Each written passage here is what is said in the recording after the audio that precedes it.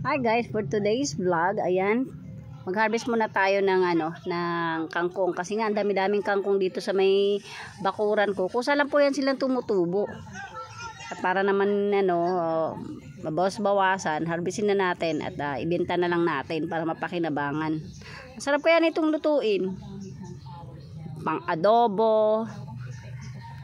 O kaya naman if stir fried mo na may oyster sauce, ay naku, ang sarap at may kasamang bawang. Ayan guys, talagang matinding paraan na rin ito ng paglilinis ng ating bakura. Ayan, tinuruan na rin ako ng aking tabatsingtsing na kapatid na sobrang bait. Talagang tinulungan niya pa ako ng mga kangkong na ito, mag tali-tali. Ayan, ang dami nga namin nakuha guys.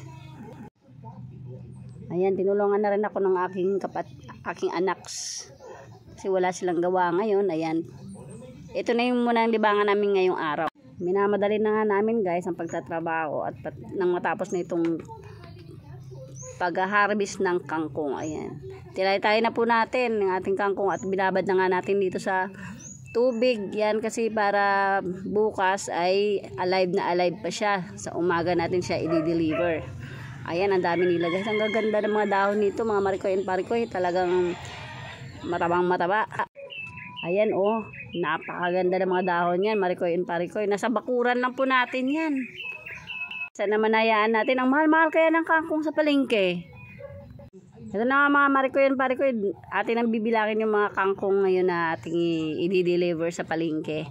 Wala pa naman kaming kontrata nito o sa buyer, pero bahala na pagdating sa palengke kung sino kukuha. 3 pirasong tali niyan, marikoy and parikoy, 20 pesos. Kaya marikoy, bala ko sana pag nabinta itong kangkong natin, ibibili na natin ng ulam din para may libre tayong ulam.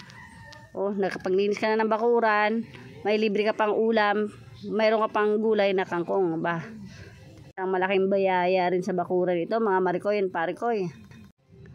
Kaya't binibilang na nga natin kung ilang piraso yung ating mga kangkong.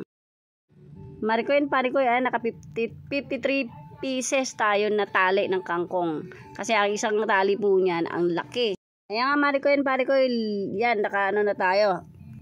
Binenta na po natin yan dito sa palengke, marikoy and parikoy. Isang bagsakan lang marikoy, nakita nung ale.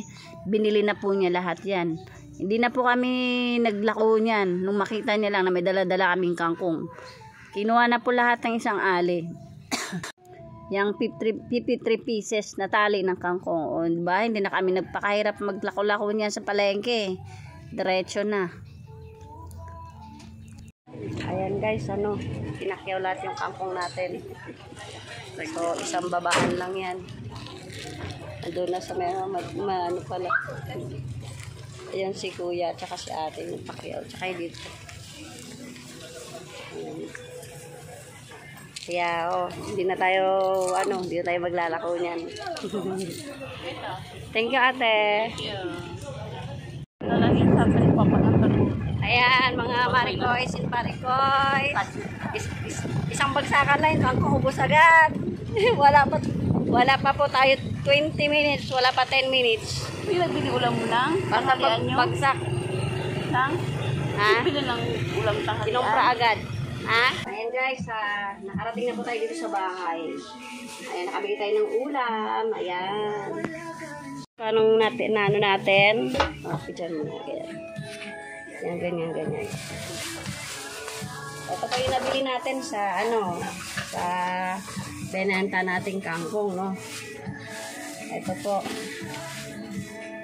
Ayan, meron tayong pang ulam, isda. Lapit mo yan. Ayan po yung ating mga isda, nabili natin pang ulam. So, meron din tayong nabili guys. Ito na halagang 90 pesos only. Yan, 90 pesos. 1 kilo yan guys. Tapos eto, meron tayong nabiling ganito. 1 kilo din itong nabili natin ganito guys. Ayan, mga marikoy and parikoy, buhay pa yan. Oh, gumagapang pa. Gusto pang tumakas. Ayan, 1 kilo din yan. Ang dami yan. Guys, magluluto tayo ngayon ng ating biniling isda. Galing sa benta ng kangkong isda at saka ng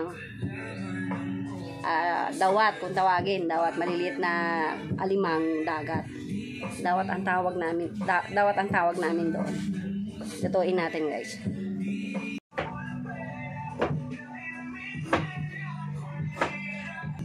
Ito yung mga ingredients natin, mga maricois and paricois. Tinolang isda.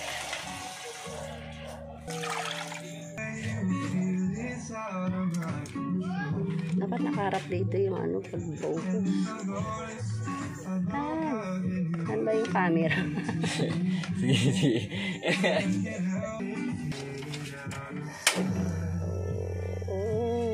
Diba? Okay. Ganito yung paglilinis natin guys. Kasi mga pa siya mga buhay pa. Galaw-galaw pa guys. So, marikoy and parikoy. Gumagalaw pa yung mga yan. Ano to? 80 pesos 1 kilo. Mura. Ayan guys. Luto na siya. At ito na rin yung luto na rin yung ating mga dawat. Ayan. Sarap.